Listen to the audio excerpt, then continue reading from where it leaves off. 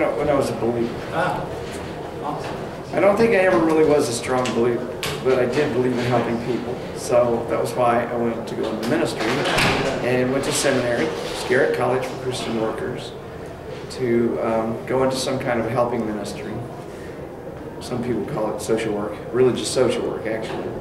And found that after 2 years of taking a master's degree, couldn't do that because I didn't believe what they were teaching. So, but what I was surrounded with was fundamentalist relatives and people that I grew up with, friends, and it was very difficult to get away from it. So the problem was I couldn't be who I was. I couldn't ask the questions I wanted to ask. I always believed in evolution since I can remember studying it. And yet, when I found some fossils on the top of a mountain of shark's teeth, I asked my aunt where they came from, and she said Noah put them there in the flood, or God put them there in the flood. So at that moment, I knew my aunt didn't know diddly squat.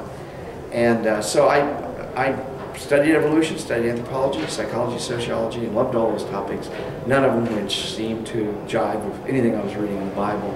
So I began picking, choosing very carefully in the Bible which verses I thought were useful or not.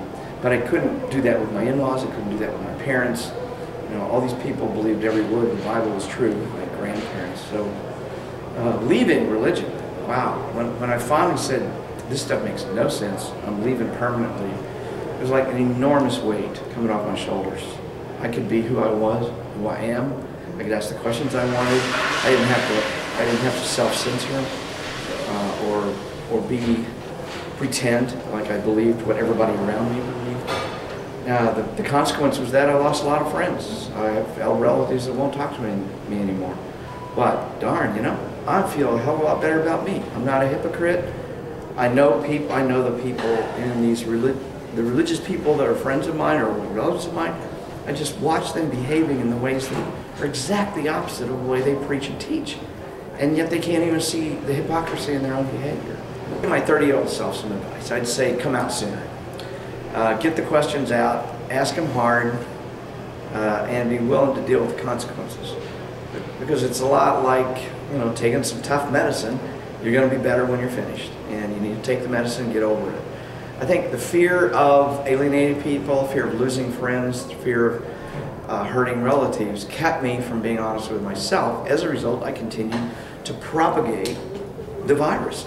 I continued to infect other people with it. It's almost like I don't want to get disinfected. I don't want to take the medicine and get disinfected, and so I continue infecting other people. It's unethical, you know, to keep infecting people once you know this is an insidious infection. Well, in the God virus, I talk about the guilt cycle, and that people have to learn what to be guilty of, and that each religion has its own guilt pattern. Catholics have a guilt pattern. It's different than a Protestant guilt pattern, which is different than a Mormon or a Muslim guilt pattern. And each one of those guilt patterns, you learn it, and then once you've learned the guilt pattern, then you have to go back to that particular religion to get forgiveness for whatever you were told you were guilty of. Sex is one of the main things that religion likes to make you feel guilty of. So if I've been taught that masturbation is wrong, and I masturbate, then I've got to go back and get forgiveness. And no Baptist goes to a Catholic priest to confess their sins. And no Catholic priest or Catholic goes to an imam, Muslim imam, to confess their sins. You always have to come back to the religion that you learned that got the disease from. So the religion gives you the disease, then it gives you a fake cure. Or as Dan Barker says, religion goes around cutting you and gives you the Band-Aid for the cut. Well, I think that's a pretty good way to look at it.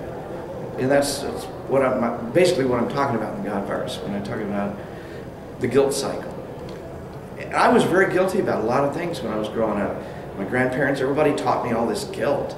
Both my grandmothers were incredibly guilty people. And I just watched how they suffered some really bad things in their life because of their guilt. They could never get rid of the guilt.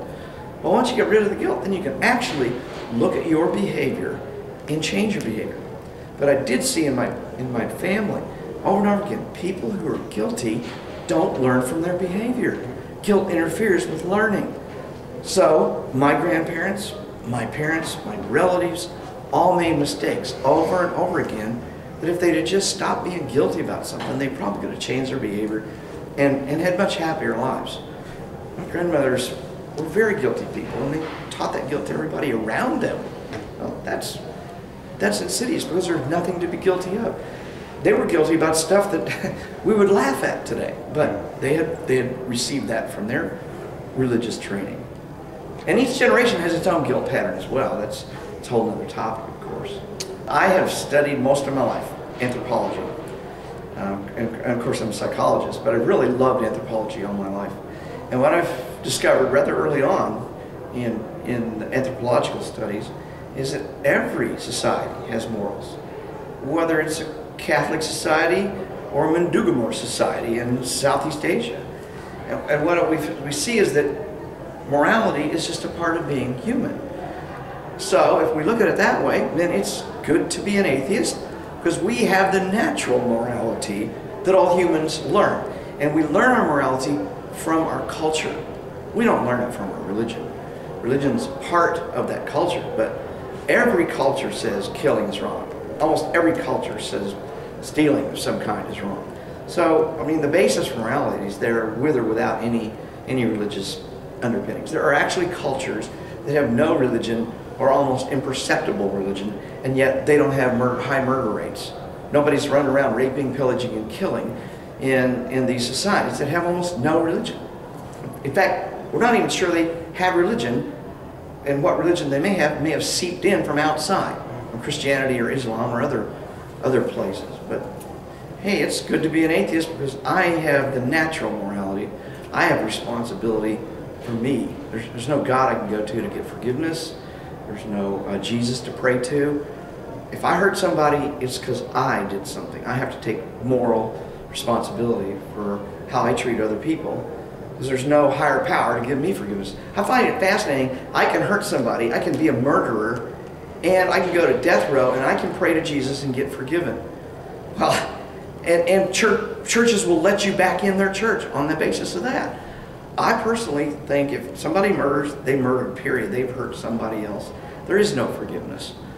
Even the person, the family, you know, they talk about families forgiving the murderer. No, I don't think murderers deserve forgiveness. That's not the issue. The issue is you learn not to murder in the first place. And your society tells you that. You don't have to have a religion to tell you that. We are atheism.